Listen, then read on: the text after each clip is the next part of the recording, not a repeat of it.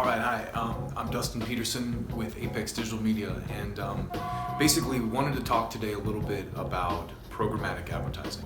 What I wanted to do today is kind of try to break it down for people who haven't been in digital, so it's a little bit easier for you to understand. I wanted to try to do that as quickly as possible because, this is going to be on YouTube and Facebook and all that stuff, and I don't want it to be 20 minutes long of me yammering on and on. So, now typically the way things worked is you'd have an advertiser,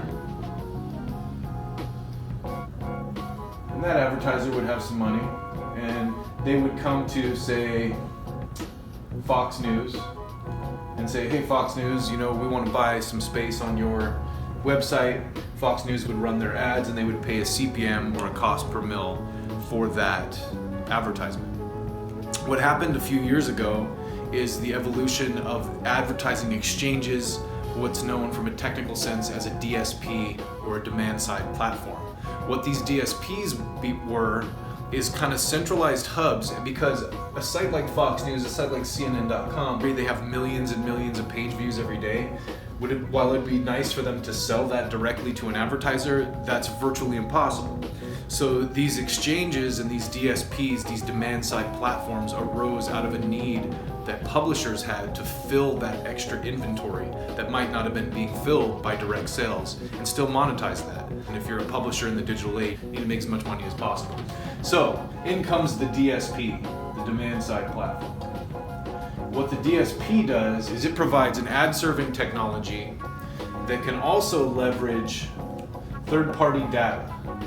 So let's say Blue Kai right here, and this is just one that I can think of off the top of my head. So the DSP, maybe there's another one out here, we'll just call Ad Vendor 2. So now, CNN, Fox, they have MSNBC, they have these regular advertisers, these direct sales that take priority because they pay a premium, obviously.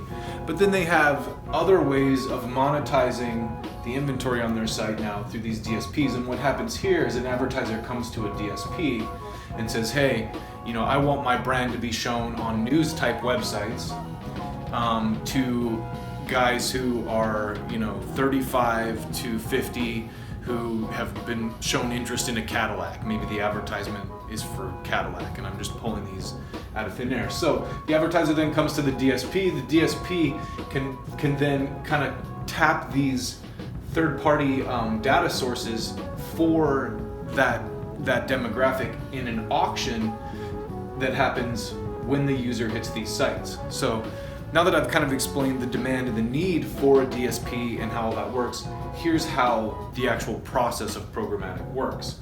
If you're user A, you have cookies in your browser that, Blue Kai and this other ad vendor have kind of kept on you. So when you hit foxnews.com, there's a millisecond auction that happens as that page loads, that hits that DSP. That DSP runs your cookies and then accesses data from these sets to say, hey, this person, may or may not have purchased a Cadillac. If they didn't, then they don't see the Cadillac advertiser's ad. If they did, then they do. But whatever the case, these impressions are being filled by advertisers who are paying the highest bid. So it's very beneficial to a publisher like a CNN.com or a Fox News, because they're getting the highest rate possible for unsold inventory. Before that, if it was not directly sold by their sales team, they weren't making any money off of. Now the opportunities presents for the marketer is as a person who does marketing, have access to the type of audience you want on an individual granular scale in any content environment you want, because 90% of all mainstream websites have enough unsold inventory. They're plugged into one of these DSPs of some sort.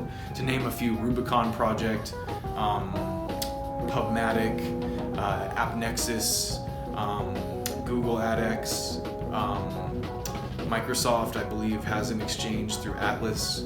So there's all and pretty much all of them have the same inventory.